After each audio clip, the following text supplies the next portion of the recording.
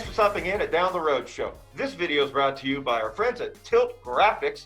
Thanks for this dope mask with my favorite superhero on it. It helped keep me a little extra safe while social distancing at Downtown Albuquerque's Black Lives Matter protest this weekend. So thank you for that, my brother. Go check them out so you can get your own custom mask sent to you. They're very affordable.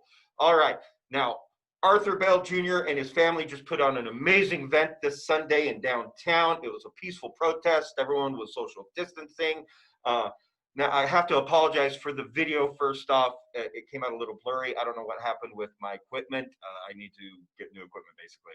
So I apologize for that. I edited it together with the after protest at the park across town, which was an amazing event with live music and free food and hand sanitizer, and just everybody was signing up to vote and signing petitions.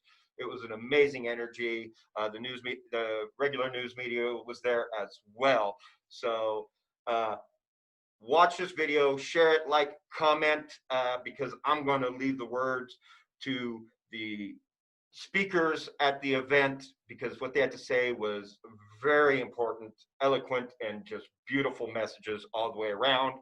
I couldn't control that typical New Mexico wind, but the audio is really good on most of the speakers. So enjoy, and make sure you get to Arthur, who's last. Save the last word for Arthur, because you're going to want to hear what he has to say. And go support Black Lives Matter. Hi, everyone. I'm Alyah Bell, and I'm going to be your guys' host for today. Hi, my name is Arthur, and I'm going to be your guys' co-host today. Thank you guys for all coming out and showing us that Black lives do matter. We stand for righteousness. Mother, I'm angry for generations, and we're looking for you to shed light. I pray for the saints who have come to stand for justice. Justice, Lord God, justice. Black men and women have hung from trees, been murdered on streets. We're looking for change, and we're looking for strength to run the long haul. We're burning the streets down with lighting it up for justice. But Lord, give us the strength to finish this fight that we've started. The days ahead may not be easy, but let us stand together. Don't let the mote in my eye prohibit me from reaching across the way to say to a brother and sister in struggle, I'm standing with you. And this day, let us rejoice that we're standing together till the end. And all those who agree with me say, Ashe, Ashe, Ashe, Ashe. That simply means I agree.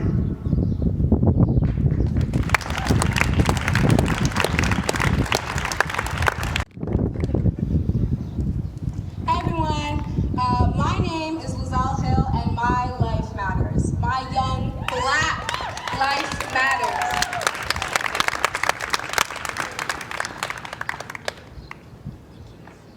I am tired of explaining to people why it matters. I am tired of educating my complicit white friends who ignore this movement and telling them that they are dismissing me. I am tired of their thoughts and prayers. I am tired of this movement being looked over and dismissed as racist or cherry-picking races. I am here to help change the world for the better, and that's what we're all here for. There have been protests across this entire world. People see us, people hear us, and now is our time. Young people, it's our time now. We have learned from past generations' mistakes. We have learned how to run our society and our government, and we have learned how to not run our society and our government. We have to be the change. We have to, or nobody else will. We have to vote. We have to protest. We have to organize. We have to hold government positions, because it's all on us.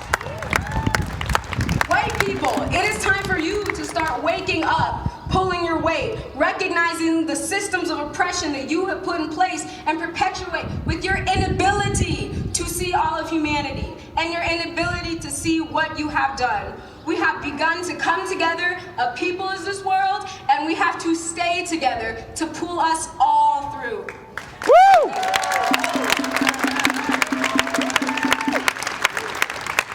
Crucified his name just now, Saalih Muhammad.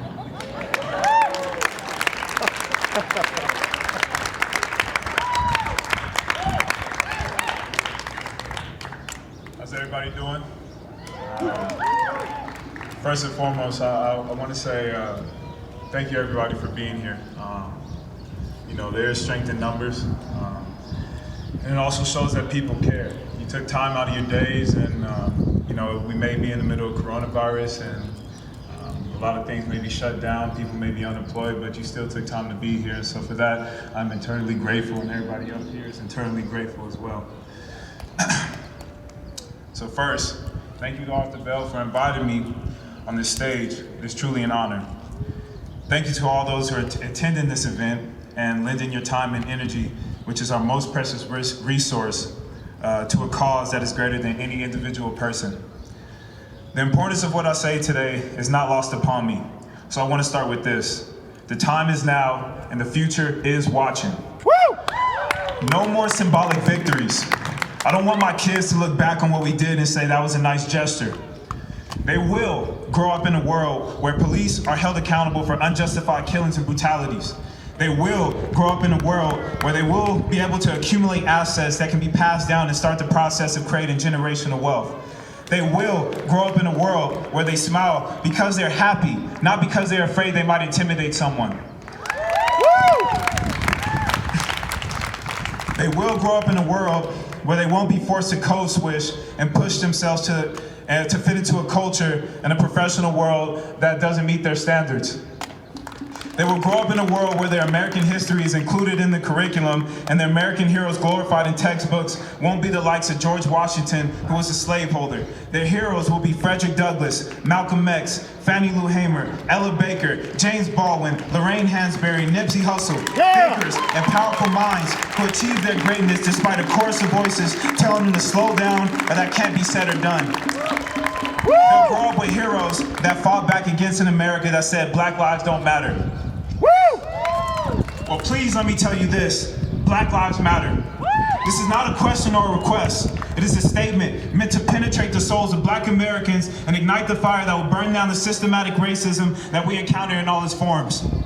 Black lives mattered in 1619 when we arrived in Virginia to be sold as property, while those who did not make the journey died along the Middle Passage by the millions. Black lives mattered in 1850 when Harriet Tubman began leading hundreds of fugitive slaves to freedom. Black lives mattered when slaveholders offered $40,000 for a capture, over $1 million in today's currency. The price of freedom is exceptionally high when the laws you live under allow for the re-enslavement and killing of our Black bodies. Black lives mattered during the Reconstruction era when lynching, vagrancy laws, and sharecropping emerged to constrain and restrict Black Americans' movement throughout the South. Americans who have been promised a legal right to freedom and citizenship. Black lives mattered in 1955 when 14-year-old Emmett Till was kidnapped, savagely beaten, and shot in the head. We matter when a metal fan was tied around his neck with barbed wire and his body pushed into a river by Roy Bright and his half-brother J.W. Millam. These atrocities were brought on by accusation from Roy Bryan's wife, Carolyn, that Emmett whistled at and assaulted her. She later admitted in life that these accusations were a lie. Bryan and his accomplice Millam were acquitted after murdering Emmett Till after the jury deliberated for just 67 minutes. They were released on bond, with kidnapping charges pending, but a grand jury refused to indict them and they went free. The Civil Rights era came not long after the murder of Emmett Till. It was a response to generations of unwillingness from the judicial system to provide Black lives with justice for heinous crimes against them. A refusal to acknowledge that Black lives matter.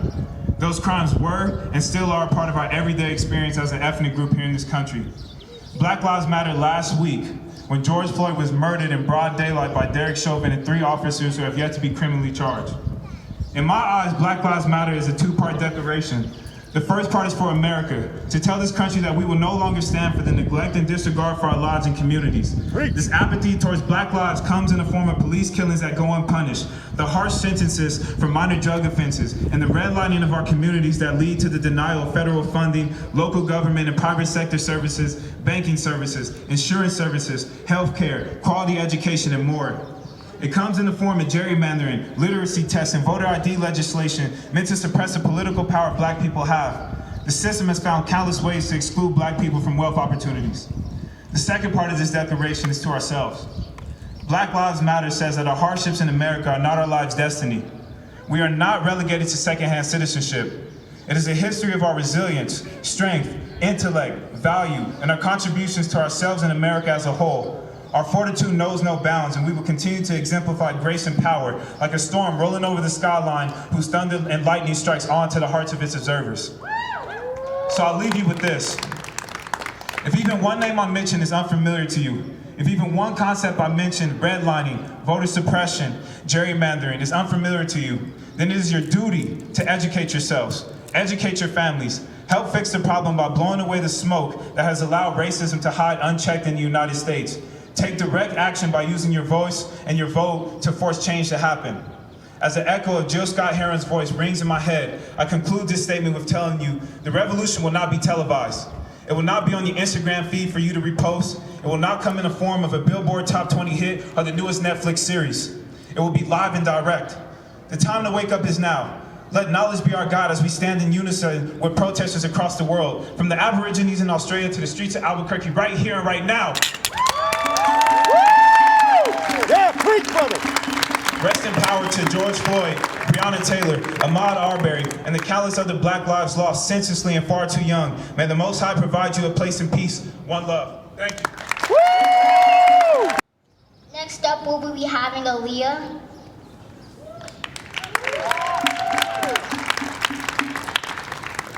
Hello, my name is Alyah, and today I'll be reading an excerpt from Maya Angelou's Still I Rise.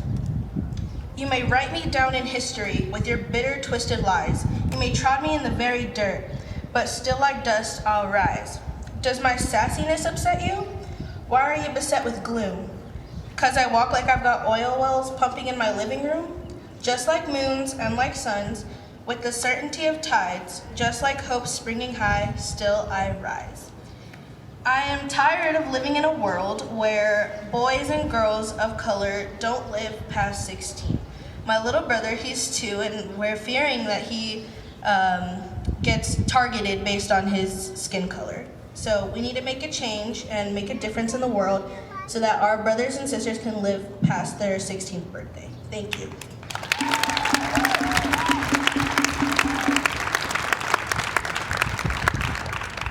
Next up, we're gonna have a solo by Reggie Johnson.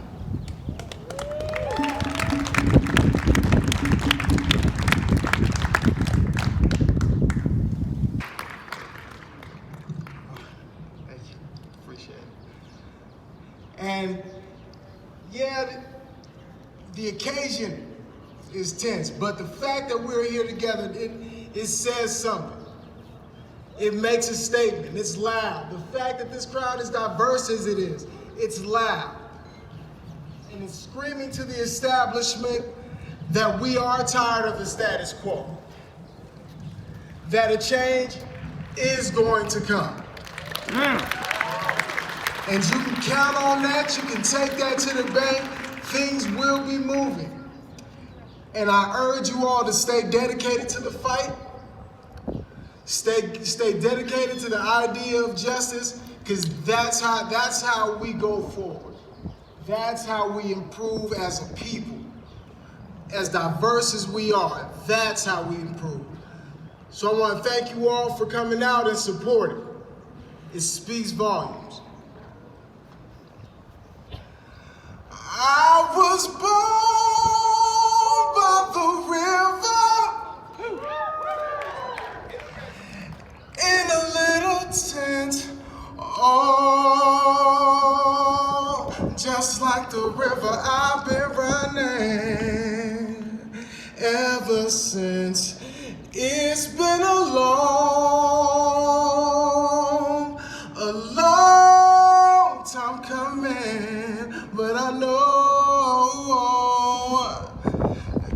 change gon' come.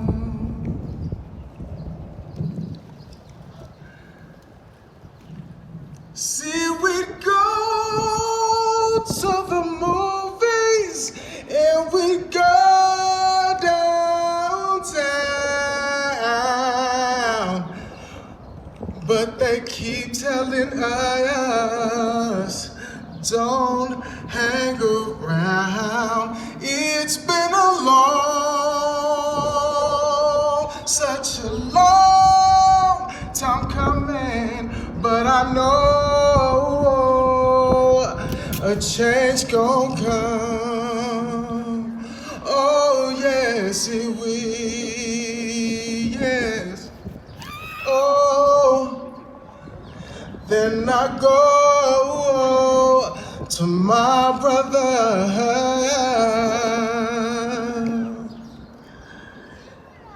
and I say, brother, brother, help me please.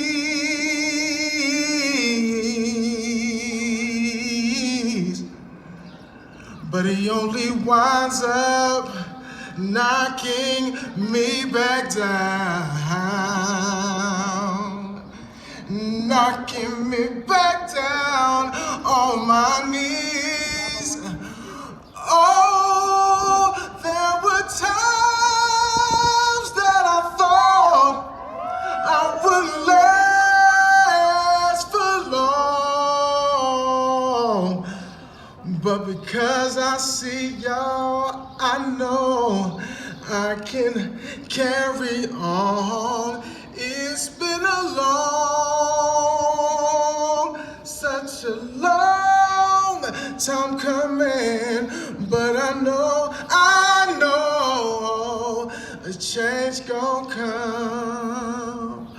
Oh yes, it will. Keep the fight, y'all.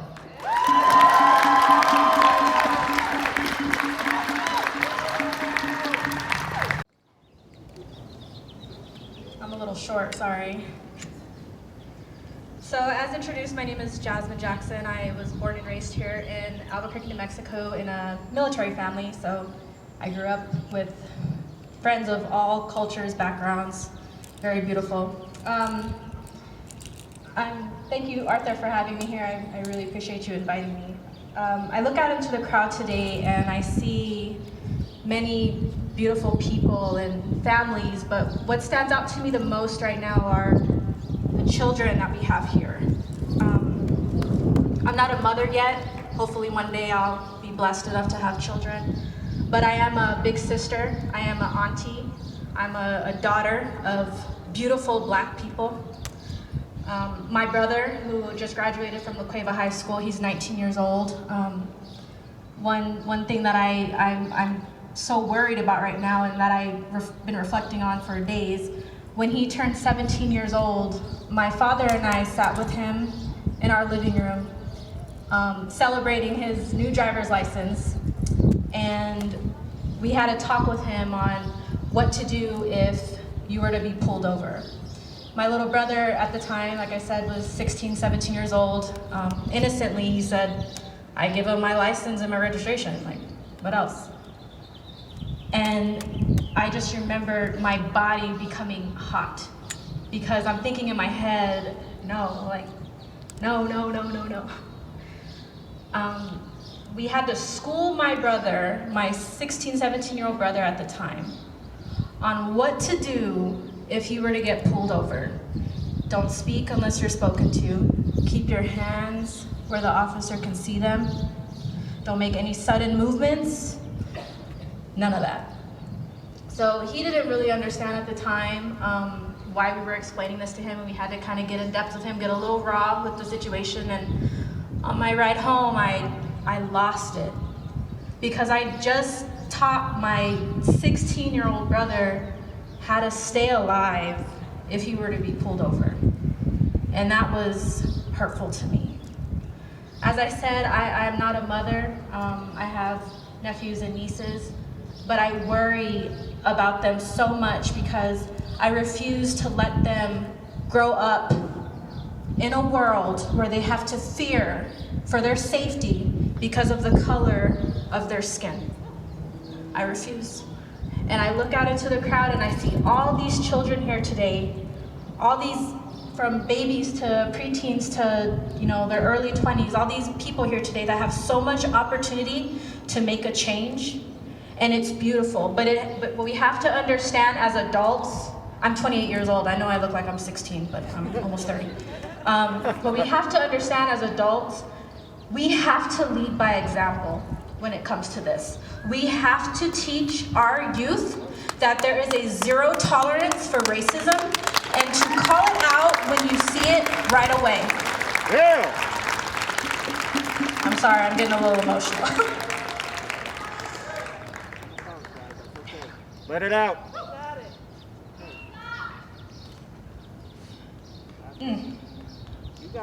I don't want my unborn children to have to march for what we're marching for right now.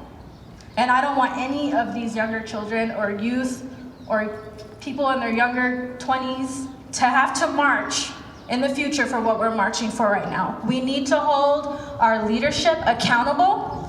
We need to press this issue and show them that we are not going to stop until this stops, okay? Woo! Yeah. We have to teach our youth the importance of having a voice. That is so important, because I feel like we try to shelter our kids so much because we don't want them to see the bad side of of the United States, but we have to get raw here. We have to get dirty, down and dirty with what's going on. We have to bring it to light because that's the only way it's going to be recognized. That's the only way there's going to be change. And the change is going to start with all of these kids that are in here right now. Woo!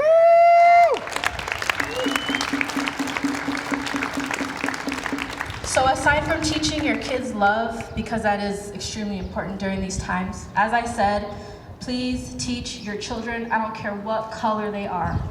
Teach them that there is a zero tolerance for racism, and if they see it, to end it, to stop it, to approach it, because that's the only way we're gonna move forward, is if we bring this to light and we show that we're not gonna do this anymore.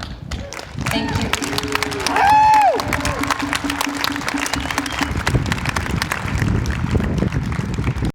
Actually, I want to extend the mic to any children in the audience who have something on your mind. If you want to come up here, this is your space to speak your truth. I can guarantee whatever you have on your mind right now, you can say freely right here, and we all have your back. So that's what this stage is for, and that's what this is about. So any children in the crowd, if you have something you want to say, don't be shy. Come up here and tell us what's on your mind.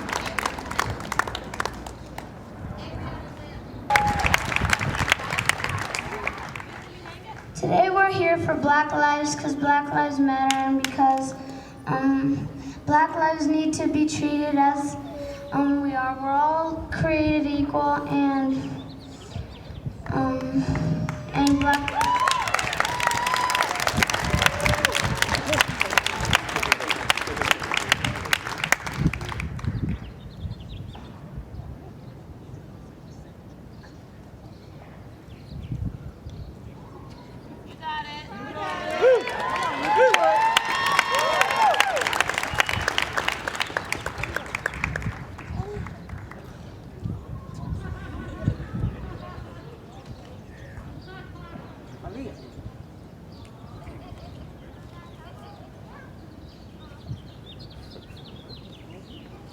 Straight up paragraph. It's gonna be a good speech.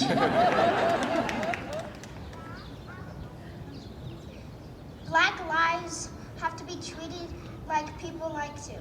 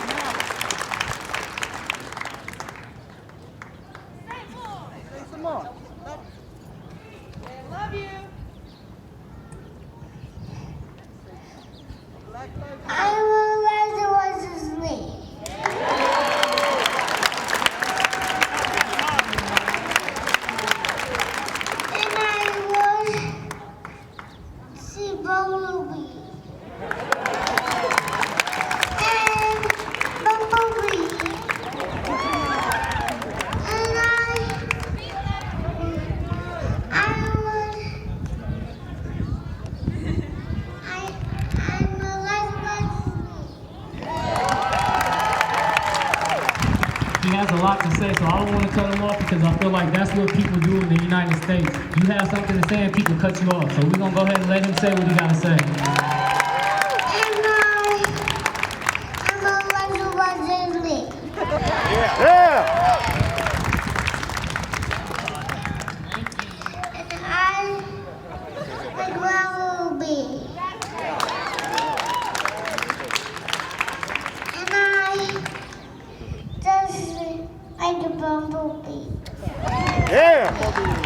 Sophie was getting outside, and Sophie was getting outside. Sophie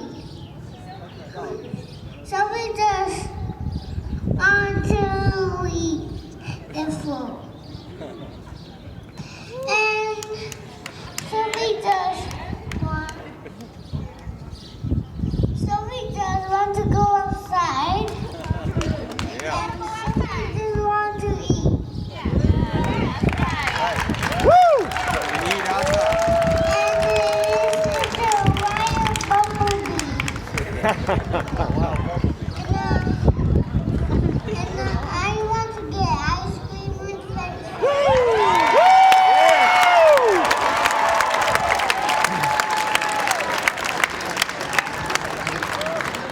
So I'm gonna just elaborate on what he just said. He's telling y'all the struggles of his everyday life.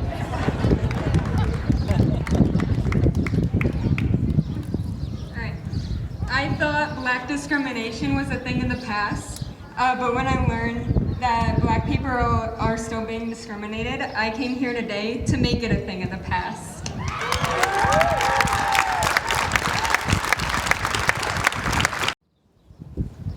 Alright, so we'll have one more song for you all, and I also would like to thank our Mayor Keller, for coming out, not to speak, but just to give us his ears and listen.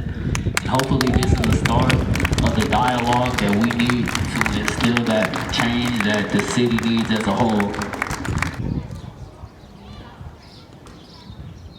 Hi, my name is Avery. I made a painting of a flower, and what that flower meant was we want peace and harmony and no more policemen. We want black out of jail. Please help us.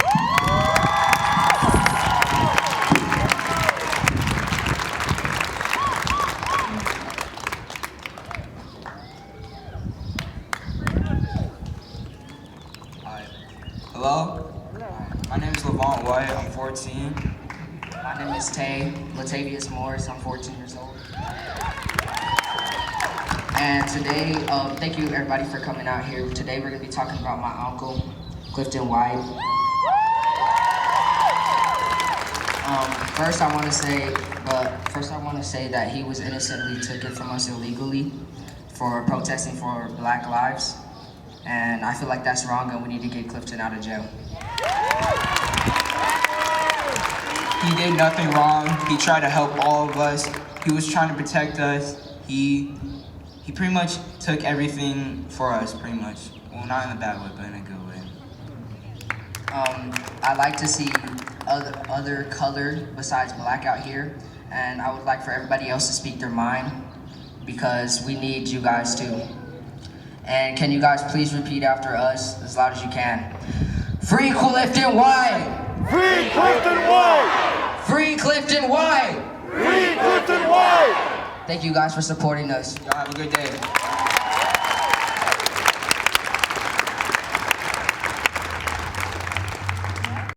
Black Lives Matter, Trayvon Martin. The thing that got me about him is that he got Skittles and a sweet tea or something like that, and how the man followed him in the neighborhood and shot him when he got the best of him.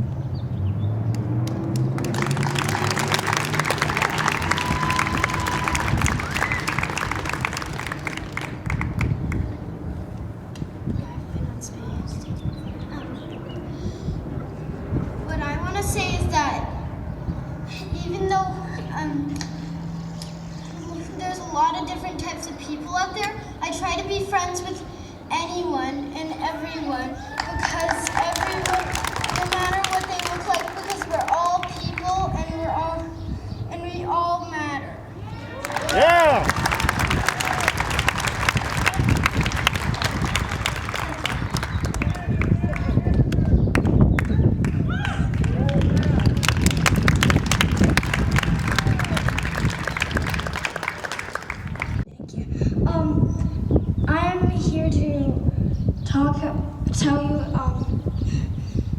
talking, and Black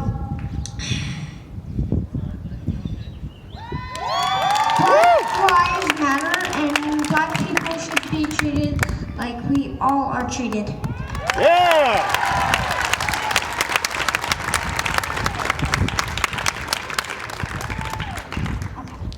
Everybody, I hope you like this message. I hope Black can keep going. I hope Black don't die.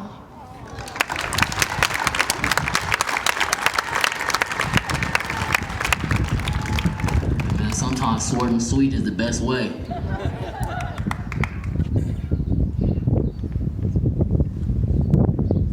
I wanted to come up here to say that this matters. This is important. I think we all know that, right? Yeah. We can all agree that everyone here deserves to have a life, and that some people aren't getting that. That's important, that everyone has the chance to have a life. Okay? Yeah.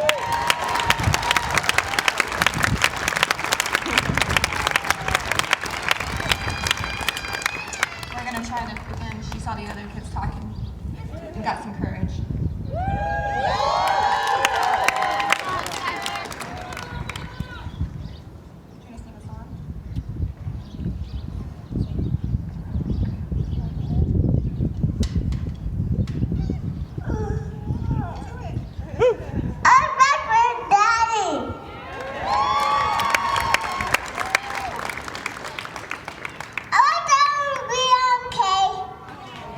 Yeah.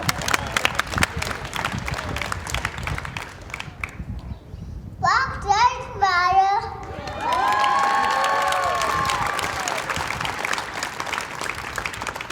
They go all the point. Woo!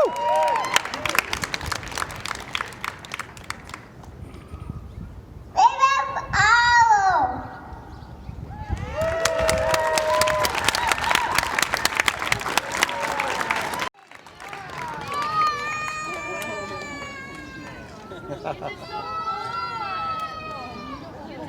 All right, give everybody else a round of applause one more time for me.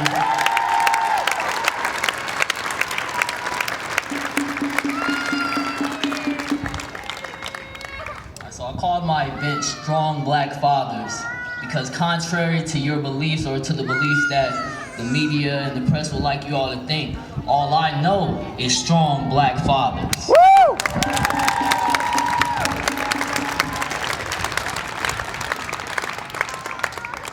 I also called the event Standing for Our Children.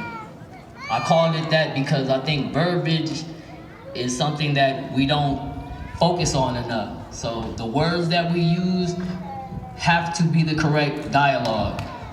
So with that said, we have to realize that George Floyd was somebody's child. Trayvon Martin, Eric Gardner, Breonna Taylor, and the list goes on and on. These are all someone's child. So regardless of their age, regardless of their class, and when I say class, it's not a black and white thing anymore. It's a class thing. Yeah. Right? Yeah. No, I said it's not a black and white thing, it's a class thing, right? Yeah. So being that the majority of us, and I don't want to speak for anybody's pockets, but I don't think any of us fit in the 1%, right? Nope. So being that we don't, 99% is a lot more than 1%, am I correct? As black people in the United States, we have a problem gaining capital. It's quite easy for the majority of other immigrant races to go to a bank and apply for a loan. It can be either business loan, house loan, any type of loan. But as black people, the system has been set in place to prohibit us from gaining that access because that access gives us capital. Now with that said, a lot of times people ask, what can we do to help the movement? We all know a black person, right? Who is brilliant, who has the greatest ideas, but they're lacking capital. So my thing is, put your money where your mouth is. Yeah!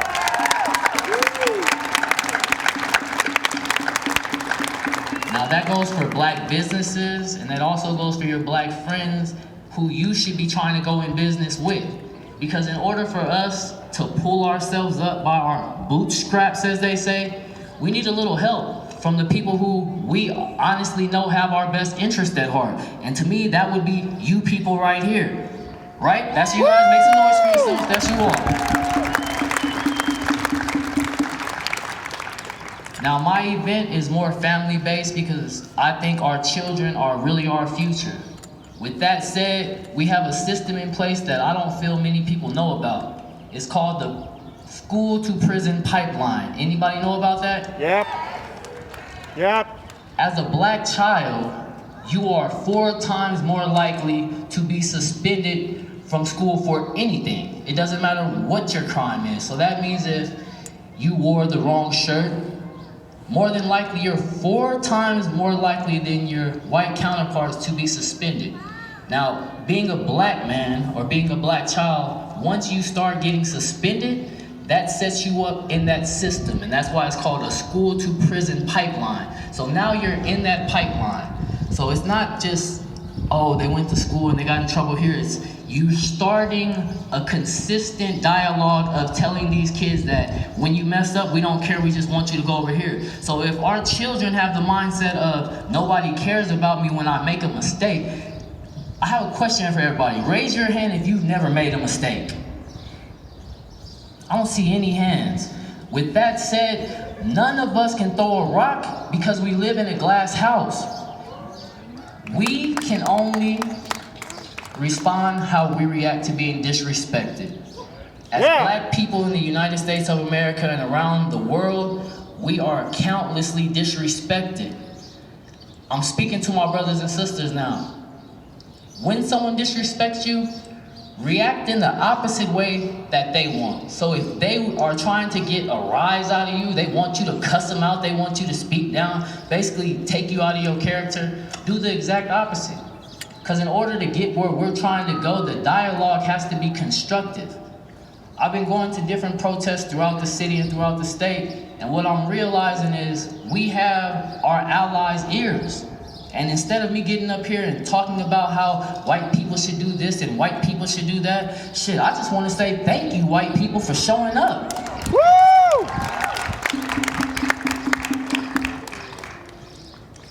I don't want to talk about specific instances, but just seeing people show up for my people means and speaks volumes. Have you all heard the saying, actions speak louder than words? Yeah. Y'all heard that? This is action. This is action. By you being here, this is the action. Now I'm gonna try to give you the words. And after we figure out the words, then we put the plan and instill it, and then we start making progress towards getting us where we need to go. My plan would be to somewhat defund the police. And when I say defund, that doesn't mean take away all their rights to do their jobs. It just means that our police department doesn't need a tank.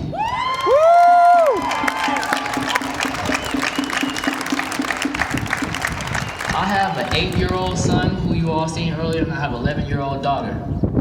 They both attend APS. I know for a fact that our law enforcement budget almost quadruples the education budget in Albuquerque. That's unacceptable, and we won't accept it. It ends here. With you all's help, we're gonna make sure we not only defund them, but we allocate those fundings and redirect them in a way that it makes sense to our kids. We can't say, oh, we love you kids, we love you, you're the future, and then we show them we don't give a damn about them. Yeah. So I say that to say this. Everyone here has a job to do. Our job is to hold everyone accountable. That means when you look in the mirror, you hold yourself accountable, because that's where it starts. It starts with you. So once you start taking care of yourself and start changing the things that someone may not like in you, then you can start trying to tell somebody else what to change in them. Because at the end of the day, a lot of people have a lot to say about how you should react when you're hurt. And I'm speaking as black people. The riots, the protesting, it may not be right in your eyes, but who are you? And when I say you, I'm not talking to all my beautiful white folks. I'm talking to them people who act like they don't understand. Right. Preach! Who are you to tell me, the victim of oppression for countless years, how I'm supposed to respond to being the victim? Who are you? Woo! Yeah! You have no right and it holds no merit.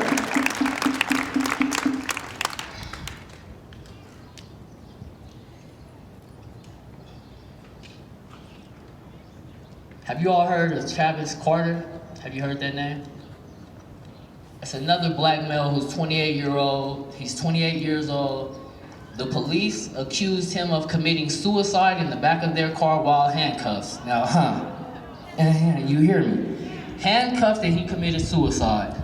We just want everybody to be treated equal. That goes for the police, that goes for our elected officials, that goes for the regular citizens. Everybody needs to be held to the same standard, and if you're a political figure, you should be held to a higher standard. Yeah. Why is it that these police officers are held to a lower standard than a homeless man? We have to be the change that we want, and we have to stop doing so much talk and start doing some walking. So I'll end with this. An injustice anywhere is a threat to justice everywhere. Martin Luther King.